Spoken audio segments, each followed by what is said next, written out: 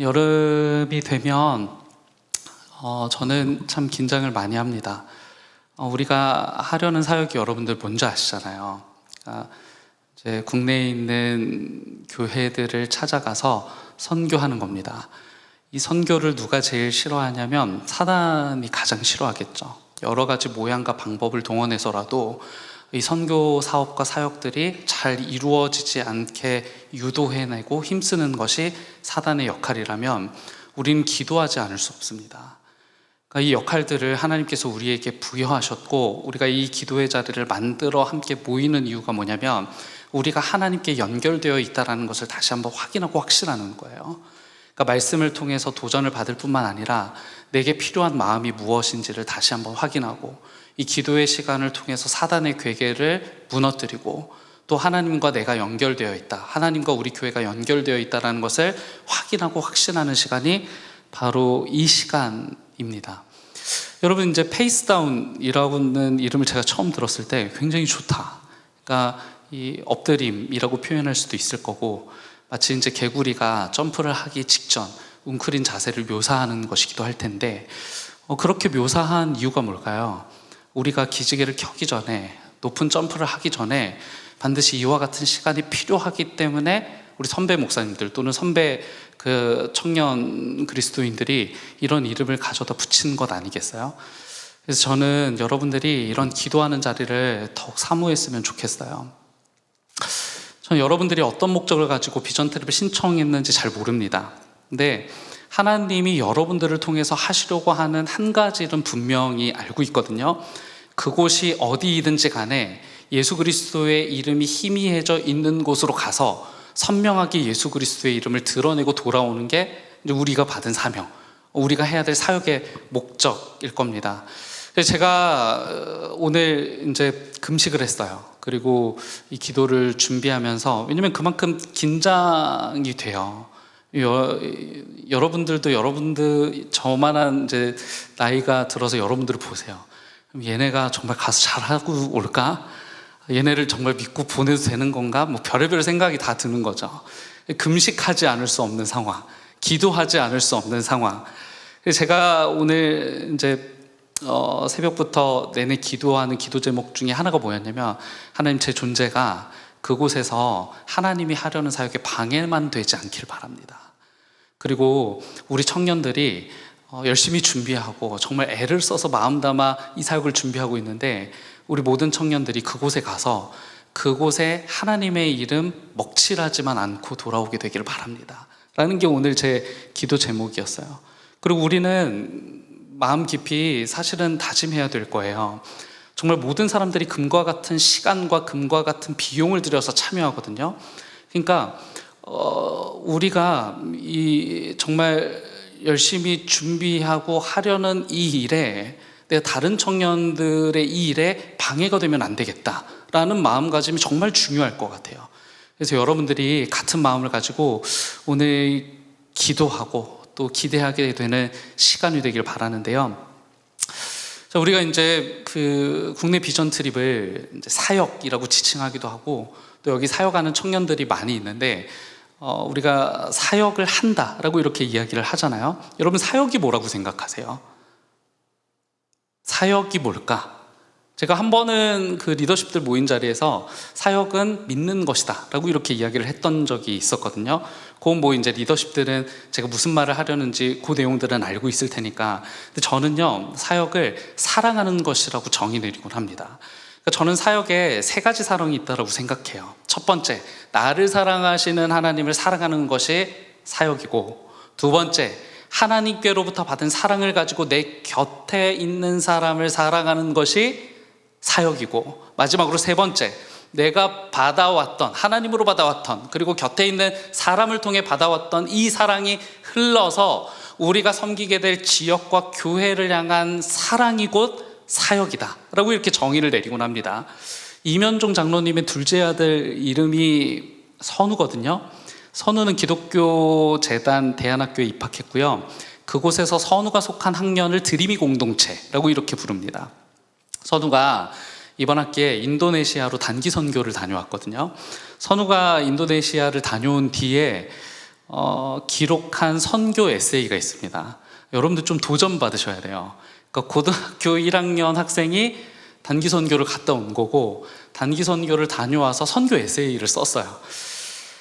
제가 이제 A4 용지 한 장 반 분량되는 에세이를 읽으면서 느꼈던 게 뭐였냐면, 선우가 단 한 차례의 선교를 통해서 선교에 대한 본질과 의미가 무엇인지를 굉장히 선명히 이해하고 기록했구나 라는 생각이 들더라고요. 그래서 제가 내용을 좀 여러분들에게 소개하고 싶었어요. 자, 이거 같은 청년이 쓴 에세이가 아닙니다. 고등학교 1학년 학생, 여러분들이 지금 청소년부 교사 한번 손들어 보시겠어요? 청소년부 교사. 네, 청소년부 교사들 이렇게 한번 눈여겨보시면 좋을 것 같아요.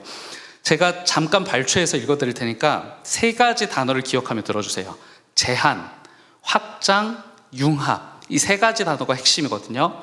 제한적인 신앙생활, 제한적인 공동체를 경험하고 있었는데, 이 공동체가 인도네시아로 확장, 그러니까 거기는 내 공동체라고 생각했던 적이 없었는데 그곳에 가서 같은 그리스도인들을 만나게 되니까 여기도 내 교회구나, 여기도 내 공동체구나 라는 확신을 갖게 되었다는 거예요.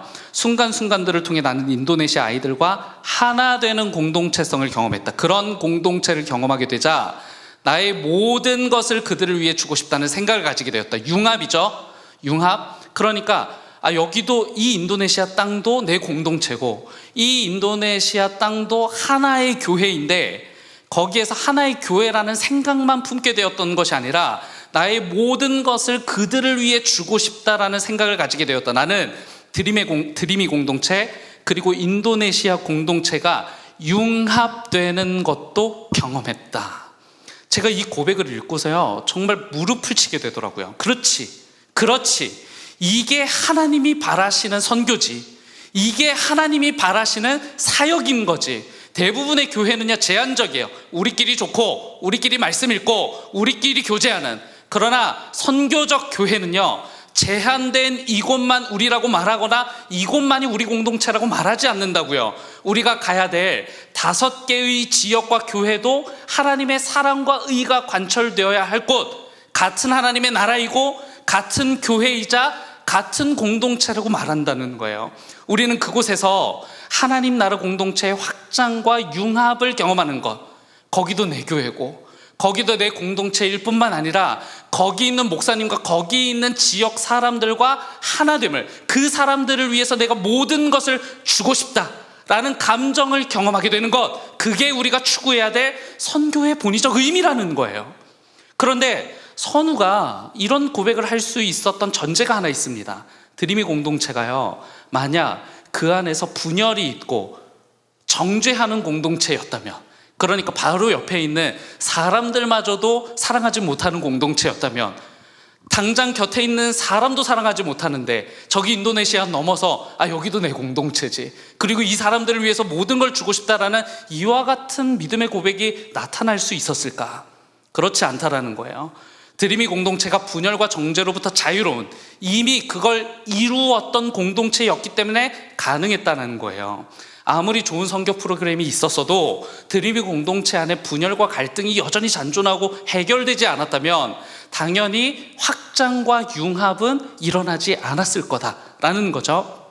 자, 고린도 교회 이야기를 살펴봅시다. 고린도 교회는 화려한 신앙의 결정체가 드러나는 교회였어요. 방언하는 사람도 있었고 예언하던 사람도 있었고 지식이 뛰어난 사람들도 있었어요. 겉보기에는 마치 살아있는 교회처럼 느껴졌고 부흥하는 교회처럼 뭔가 자랑할 만한 일이 있는 것처럼 느껴지는 교회가 고린도 교회였단 말이에요. 활발하게 신앙 활동들이 일어나고 있는 교회가 고린도 교회였다고요. 그런데 고린도전서 1장 11절과 12절을 보면 이렇게 기록합니다. 내 형제들아, 글로에의 지편으로 너희에 대한 말이 내게 들리니 곧 너희 가운데 분쟁이 있다는 것이라. 내가 이것을 말하거니와 너희가 각각 이르되 나는 바울에게, 나는 아볼로에게, 나는 게바에게, 나는 그리스도에게 속한 자라 한다는 것이니, 지금 고린도 교회 안에 어떤 문제가 있다는 거예요? 누구 밑에서 배웠는지, 내가 누구에게 세례를 받았는지, 누가 더 큰 은사를 가졌는지로 편을 갈라서 서로 편먹고 서로 정죄하고 있다는 거예요. 너는 게바 편이지, 너는 아볼로 편이지, 너는 그리스도 편이지. 너는 바울 편이지. 이 파벌 싸움은 은사 문제로까지 이어지게 되는데, 방언하는 사람들이 자신이 영적으로 더 우월하다고 주장하면서 다른 사람들을 무시하는 지경에까지 이르렀던 교회가 바로 고린도 교회였다는 거예요. 자, 선우가 경험한 드림이 공동체와는 전혀 반대 지점에 있는 교회의 모습들을 띠고 있는 거죠. 고린도 교회는 은사도 많았고 활동도 많았지만 서로 갈라져 있었다고요. 그래서 바울은 12장에서 너희는 하나여야 된다, 이렇게 갈라져서는 안 되고 너희는 하나가 되어야 한다라고 말한 뒤에 13장 1절에서 이렇게 권유하는 거예요. 1절을 보세요. 내가 사람의 방언과 천사의 말을 할지라도, 얼마나 대단한 거야. 방언도 하고 천사의 말도 하는데 사랑이 없으면 소리나는 구리와 꽹과리가 되고 라고 이렇게 이야기합니다. 방언이 내 신앙을 표준 삼을 만한 정말 대단한 일이라고 느꼈는데, 천사의 말을 하는 것이 누가 봐도 믿음 좋고 좋은 일을 하는 것이라고 느껴왔는데, 심지어 그 모든 것들이 사랑이 없으면 소음과 다를 바 없다, 아무것도 아니다 라고 이렇게 사도 바울이 비판하고 있는 거예요. 3절도 보시자고요. 내가 내게 있는 모든 것으로 구제하고 또 내 몸을 불사르게 내줄지라도 사랑이 없으면 내게 아무 유익이 없느니라. 여기서 구제라는 단어를 헬라어 단어로 살펴보면 굉장히 과격한 구제 행위를 뜻합니다. 내 모든 소유를 잘게 쪼개는 거예요. 그러니까 만약에 내가 10,000원이 있으면 10원 단위로 쪼개가지고 그 모든 걸 입속에 하나씩 넣어주는, 손에 하나씩 쥐어주는 구제 행위를 뜻한단 말이에요. 내 몸을 불사르게 내줄지라도 라고 이렇게 표현하고 있거든요. 여기서 이 헬라어 문장을 번역해보면 내 생명과 몸을 완전히 넘겨주는 순교적 희생을 뜻하는 언어가 쓰여집니다. 그러니까 내 마음에 사랑이 없어도 극단적 구제가 가능하다, 내 마음에 사랑이 충만하지 않아도 순교적 희생과 같은 종교활동에 참여하는 것이 불가능한 일은 아니다 라고 이렇게 사도 바울이 지적하는 거예요. 그러나 사랑이 없다면, 그와 같은 극단적 구제 행위를 하고 있고 순교적 희생을 감당하고 있다고 할지라도 그 마음에 사랑이 없다면 아무런 유익이 없다고 분명히 선을 긋습니다. 제가 참고한 데이비드 프라이어의 고린도전서 주석에 보면 332쪽에 다음처럼 주해합니다. 보세요.